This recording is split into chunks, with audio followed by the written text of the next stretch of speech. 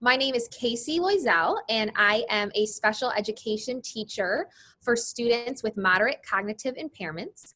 And I am at Emerson Middle School in Livonia Public Schools. So right now, general education students are learning from home, and the special education students had the option to come into the building face to face.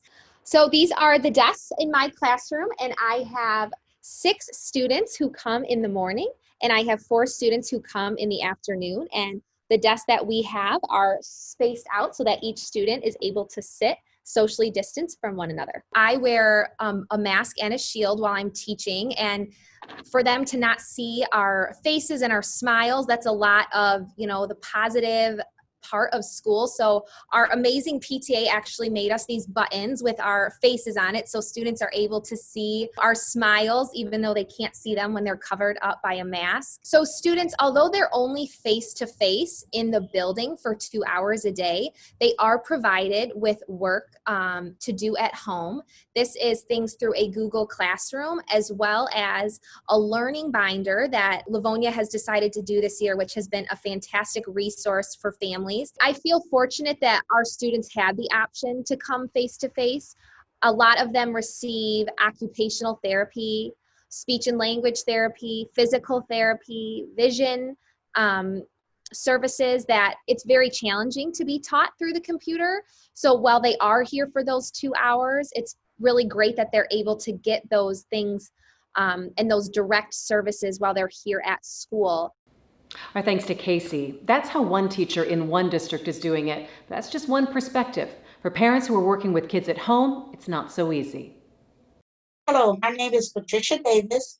I'm the grandmother of a 7-year-old little girl attending Ann Arbor Public Schools this year by virtual learning. I'm Eric McGrath, and I'm a parent of a child in Troy Schools. His name is Gavin. My name is Kyra Montgomery. I have a son, Kyron Montgomery, who's 13 years old. He has autism. He goes to Berger Baylor in Garden City Schools, and he is learning virtually. One of her diagnoses is emotional impairment. How do we, figure out how to move forward with a child with Gavin with dyslexia and these learning needs? We just got to a place where face-to-face was working out. Then here comes COVID, and then a whole new learning process. It's hard for the simple reason is she has a support team.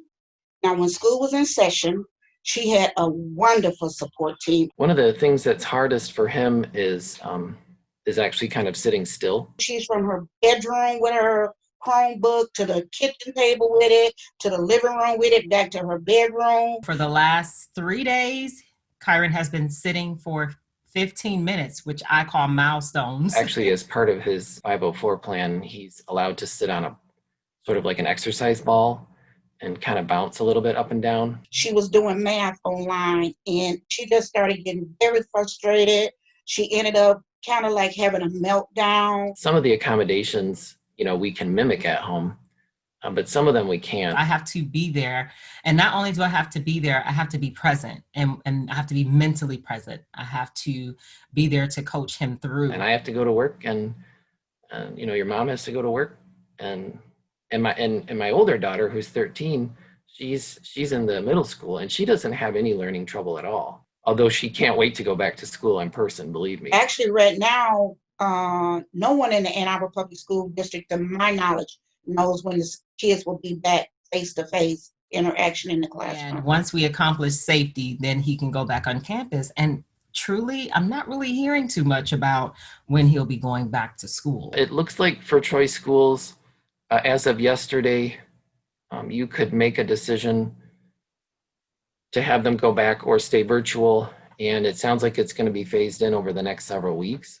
On the one hand, extremely nervous about his risk of catching COVID and other illnesses, but we don't feel like we have another choice because for this learner, Gavin, the virtual is really not cutting it.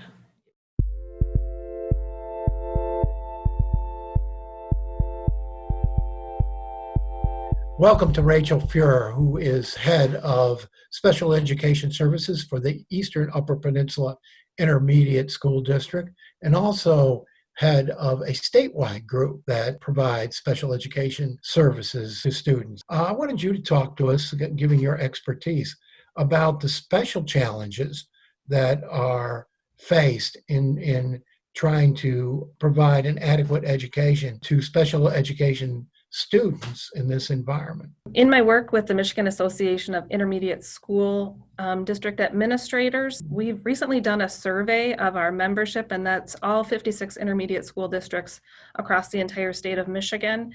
We found that 80% of districts statewide are providing some face-to-face and hybrid instruction. So that's a great start to the school year. We're happy to be back in classrooms with kids, whether that's full-time, which is almost 60% of our schools, or in a hybrid part-time face-to-face program. However, in some places, and primarily based on local health department regulations, so as part of the governor's return to learn plan and the return to learn legislation, we're required to work very closely with our health departments. So, some local health departments are providing advice that it's better to go slow and be safe.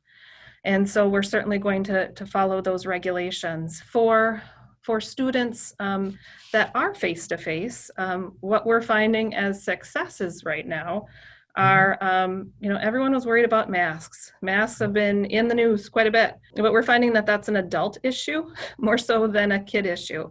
Kids are really not having a problem with the masks. And so that tells me that within our schools, the first couple days of school, we've done some really good instruction around masks.